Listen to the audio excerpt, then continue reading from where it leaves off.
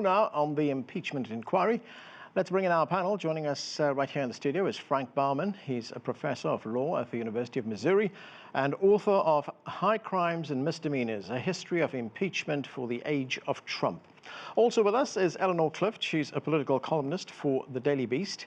From California, Spencer Critchley worked as a communications consultant on Barack Obama's presidential campaigns and is the managing partner of Boots Road Group. And Alex Vogel served as general counsel for the National Republican Senatorial Committee and is the CEO of the Vogel Group right here in Washington, D.C. Thank you to all of you for being with us. Frank Bowman, let me start with you right here in the studio. We've had 12 witnesses, 7 days of hearings at the U.S. House of Representatives. From what you heard, is there a case for impeachment here? Yes. It doesn't matter really what you call it, whether you call it bribery or, as frankly I think would be a better term, abuse of power. I don't think there's much question but what the president indeed abused his power. That is to say, he used the authority of the United States presidency to extort from the president of Ukraine either an investigation or an announcement of investigations, which is what he really wanted, of a political opponent. And that is an abuse of power in constitutional terms. One can term it abuse of power, which is a high crime or misdemeanor, or one could term it bribery if one wanted to, but I don't think the terminology makes any difference. What about the Republican point, Frank, that this is hearsay evidence? Well, it's ludicrous on its face. First of all, most of the witnesses are actual percipient witnesses. They've actually seen and heard things, including one person who actually heard Trump's voice on the phone. But beyond that, the claim that the Republicans are really making is that somehow or other the case has not been brought directly to Trump's door, that we don't have anybody who's actually heard Trump saying, extort the president of Ukraine in return for investigations of the Bidens. But of course you're not going to hear that. Or, more importantly, the persons to whom he probably said something like that haven't come in to testify. For example, Mick Mulvaney. And why haven't they come in to testify? Because Trump has ordered them not to, and they've complied. Eleanor, we've talked about this quite a bit. Impeachment at its core is a political action. The opposition can make of it what it wants. But in your view, has the president violated the Constitution? I think the crimes, if you will, that are outlined in the Constitution, this president has committed them. Bribery and high crimes and misdemeanors. I think everything that he's been guilty of has been borne out in the testimony.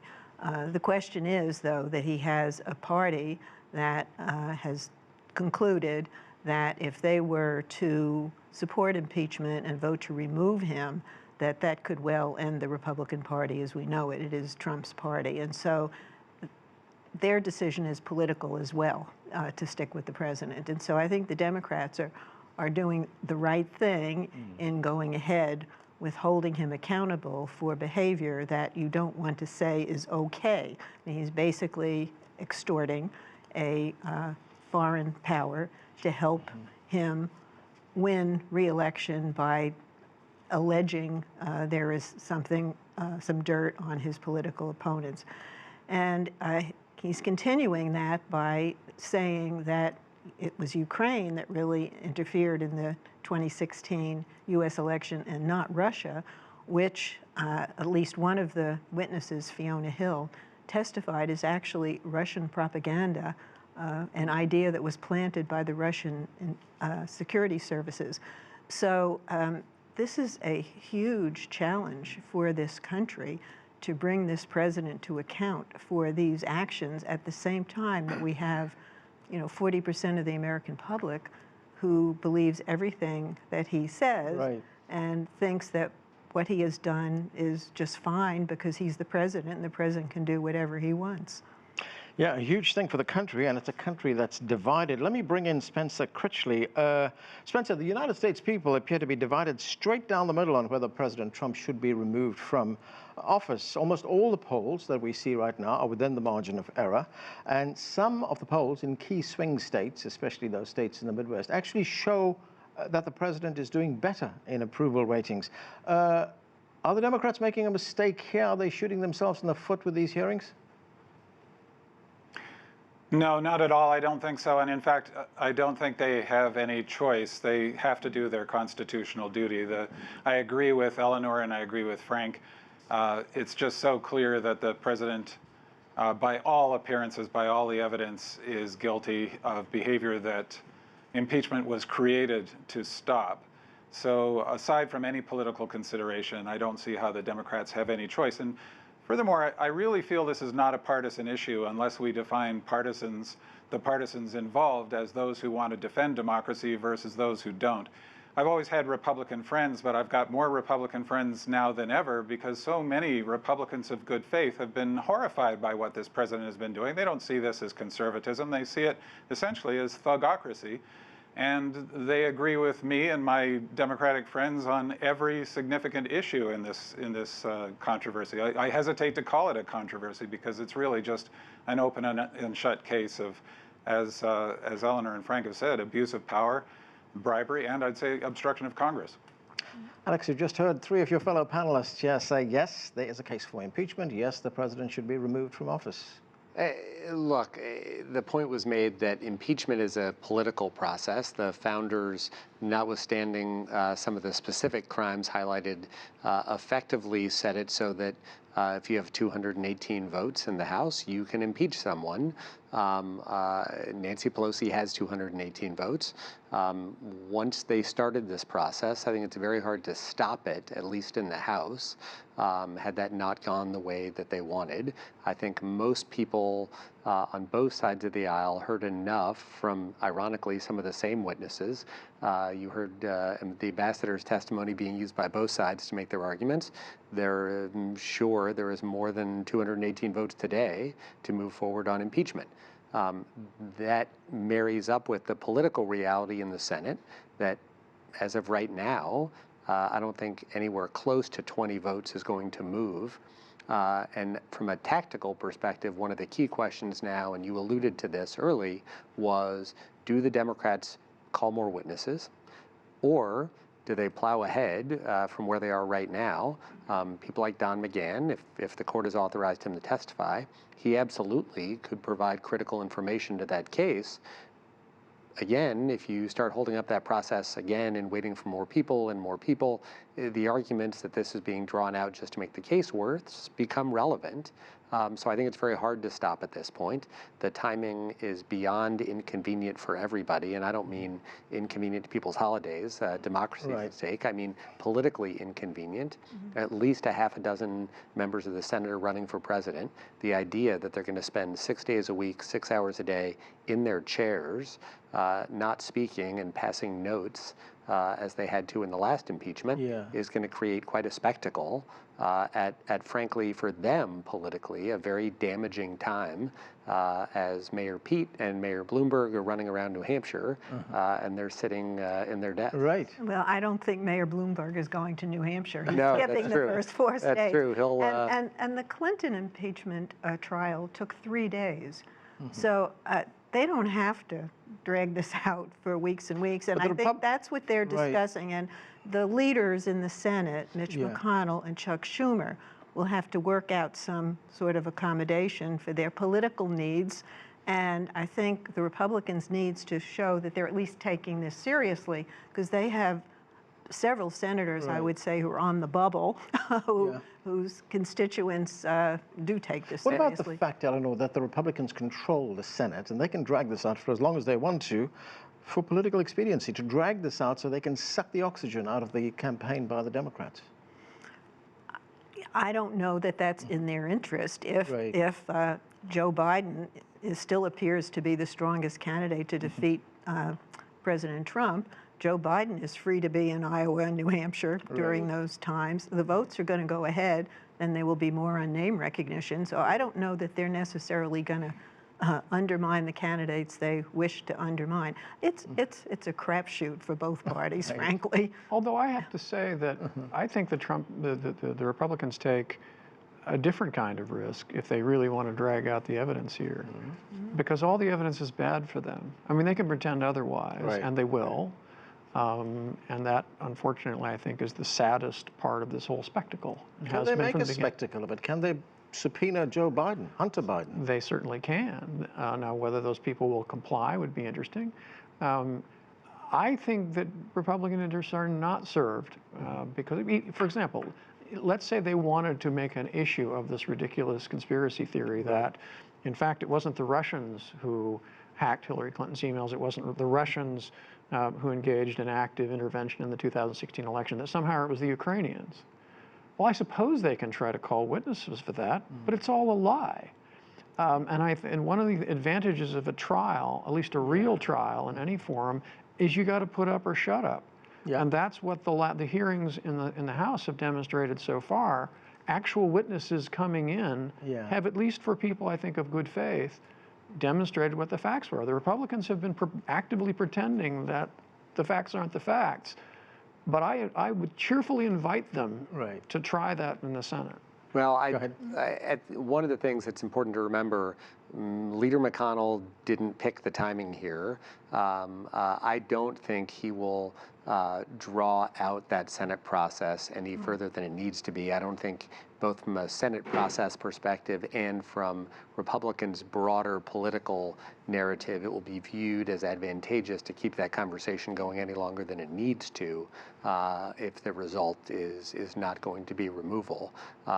But partly because of his own genuine belief in Senate process and, unfortunately for democracy, the second time we've done this in 21 years, there is some precedent, and I think that will hold largely, and the Senate will move relatively quickly.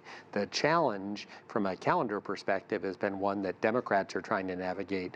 We want to do this. We feel the need to do it right now. We understand that creates some challenges for people running. Certainly, having a conversation about Ukraine at all, if I was Mr. Biden, it would not be my preferred thing to talk about for impeachment. But I don't think there will be an effort to draw out that conversation just for the sake of doing it under some banner of this is good for us. I think it'll be let's do it, let's move on, and at least theoretically get back to both campaigning and governing. Spencer, I want to get a little bit in the weeds here on what we heard in those hearings. Much has been pinned on the testimony of the former United States ambassador to the European Union, Gordon Sondland. He said he believed there was a quid pro quo as far as the Ukrainian leader getting a White House visit in return for an investigation. But on the issue of withholding military aid, it gets a bit complicated. Sondland said he didn't hear that from the president, but it was his interpretation, his presumption, if you like. In fact, he said, and I'm quoting here, President Trump never told me directly that aid was conditioned on the meetings. Does that make a difference? I don't think so, and this quid pro quo is one of these bogus ideas that just won't die. It matters, but it's not necessary. The president committed a crime the moment that he asked, or at least an abuse of power, the moment that he asked the Ukrainian leader to investigate a political rival. And this is as clear as day to anybody who understands right and wrong and cheating versus not cheating. The president has committed this crime not only in writing but on live television. We have all the evidence we could possibly need to demonstrate his guilt. And I think that what often tends to happen in these things is that folks throw up complexities hoping we'll lose track of the main thread. But the main thread here could not be in bolder, brighter colors or leading in more of a straight line to a destination. Eleanor, Spencer says that we have all the evidence to show the president's guilt, but as you pointed out, this is a political thing. So the Senate votes to exonerate the president. Can he walk out and say, see, I'm innocent, I've been exonerated? Well, first of all, I have a favor, though, has now passed into the American language as a phrase that just about every adult, or actually teenager, who's paying attention can repeat. Secondly, I think the Senate will not exonerate him in the same sense that Robert Mueller did not exonerate him. Robert Mueller said in his report, if I could exonerate him, I would have. Failing to convict is different from exonerating, although the president will take it as a victory. So there won't be a I think there's a lot of political peril here, and I think it's why, for both parties, but I think it's why Nancy Pelosi, the Speaker of the House, really didn't want to plunge into impeachment. And she only moved forward when 7 freshman women with national security and intelligence experience came forward after the Ukraine information came out about the phone call, and said, you know, this undermines our national security. You know, we're for impeachment. They were the seats that Nancy Pelosi was protecting. Right. So, you know, I agree. Now the process has started. It's very hard to dial back. There's been some talk, well, maybe they should censure the president. That would allow the Democrats to climb back from impeachment, Right. and it would allow the Republicans to chastise their president, which they've been loath to do. But if there were a secret vote in the Senate, this president would never survive. So, you know, censure is not going to happen. Maybe it should, but we're on the impeachment track. It's what we have, and you know, Richard Nixon resigned rather than face the consequences of impeachment. But no president has ever been removed through this process, and so this is not unusual. But this is the first president who will be going into a re-election campaign having been impeached. Right. Surely that's going to affect some of what we call swing voters who are, you know, may say, we'll defend him, but do we really want to give him another 4 years? And that is a point being made by some critics of this process, Eleanor. They are saying, look, let the American people decide in the election. What's wrong with that? There's nothing wrong with that. We are close enough to an election, and Yeah. I think you're going to hear a lot of Republicans say what he Right. did was wrong, we don't like it, but we're so close to an election, let the American people decide. But I think the constitutional machinery has cranked up, and you can't let this president or any president Right. get away with this without facing some consequences. Which is actually one of the arguments in favor of the censure piece, which is Democrats know that based on everything we know right now, Republicans in the Senate are not going to go for removal, and they feel comfortable with that ground for the most part, politically speaking. But if you shift that conversation to, okay, that's fine, now here's a privilege motion to censure him. Right. Much harder for them to hold off on that. That is damaging. No president's been censured in this way before. Andrew Jackson, I think. Since Andrew Jackson. It's been a while. It's been a while. And I do think that is one of the places this is likely to go, especially in that Senate conversation, Who would introduce that kind of motion to censure the president? So I assume that Senator Schumer would be the one to bring that process up. Also not clear that Leader McConnell allows that, that to come up. But to me, that would be a constructive place for Democrats to go, because again, what they don't want is a process that effectively does nothing but motivate everybody's base from an electoral perspective. Democrats were as motivated as you can be walking into this process. Republicans probably not as much. Before this, you're going to have a lot of those folks really fired up, and people will turn to the political consequences and try and do something. I do think there's something a little bit troubling, though, about restricting our conversation to the realpolitik aspects of this. Because the only reason that the realpolitik calculation that we're talking about here exists is because the Republican Party refuses to do its constitutional duty. I mean, that's just a fact. I mean, they will deny it from here to eternity, but it is a fact. And the facts are clear. The gravity of what this president has done is clear. And the contrast between the behavior of the Republicans in the House so far and the behavior, for example, of the Republican Party during the Nixon era is stark. The Republican Party in that era took the question seriously. They took the fact investigation component seriously. They took the facts when they came out seriously. And the only reason that Richard Nixon was able to resign before being actually impeached was because a delegation of honorable Republicans marched down Pennsylvania Avenue and said, Mr. President, it's time to go. Have times changed now? Because the political divisions are very deep. Go ahead, Spencer. Yeah. Oh, I'm sorry to interrupt, but Go ahead. I want to highlight that point because I think that what we are witnessing here, it's not an exaggeration to describe as a breakdown in democracy itself. The facts literally do not matter for various reasons to people who are defending the president, either because they have chosen to ignore them, or in some cases, I think we're actually seeing a breakdown of the Enlightenment consensus on which the nation was founded. You know, the Enlightenment was the triumph of reason over beliefs, of facts over faith. And that was never fully settled. And I think some of what we're seeing now is a movement by people who actively reject the facts, not necessarily because they're corrupt, although in some cases I would say that is what's happening, but because they honestly believe that the truth can be whatever you want it to be if you believe it hard enough or you assert it hard enough. And we see this, I think, in the tribalistic support for President Trump, which has mystical dimensions, or the people who describe themselves as fundamentalist Christians and are supporting incredibly unchristian behavior. But I think that's a lot of what we're seeing here. I mean, democracy really doesn't function if we don't believe in reason, and I think a significant number of Americans no longer do. I'm going to get back to that question, Frank, and that is, I mean, I get your point about there being honorable men on both sides, but are the political divisions so deep right now? Because many people see this as just a continuation of the Mueller inquiry, that there's been an attempt to unseat this president, delegitimize his presidency since day one. It's an interesting point because, on the one hand, that's true in the sense that there has been a component of the Democratic base that has talked in terms of impeachment practically indeed from before the moment when Congressman Hastings filed articles of impeachment a long time ago. There's been a component of the Democratic Party that has talked in those terms from the beginning, deeply unwisely, I think.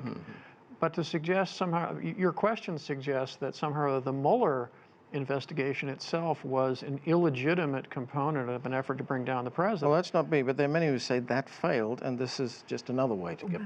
But the Mueller investigation didn't fail. Right. Not in any factual sense. Volume 1 of the Mueller report demonstrates beyond any reasonable doubt whatsoever that the Russians indeed interfered in our election, and that was one of the things he set out to find. Even as to President Trump, all he said was, we can't prove that Trump and his people engaged in a conspiracy before the interference.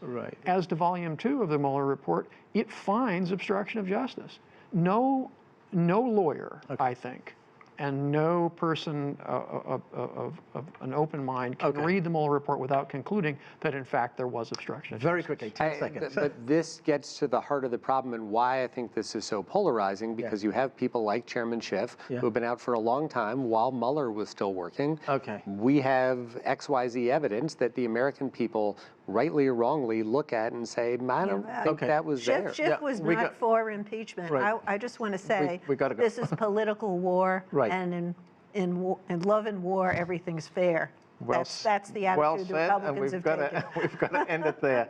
We've run out of time. Thanks to all of you for being with us. That's it for this edition of The Heat. I'm Anand Naidu in Washington, D.C. Thanks for watching.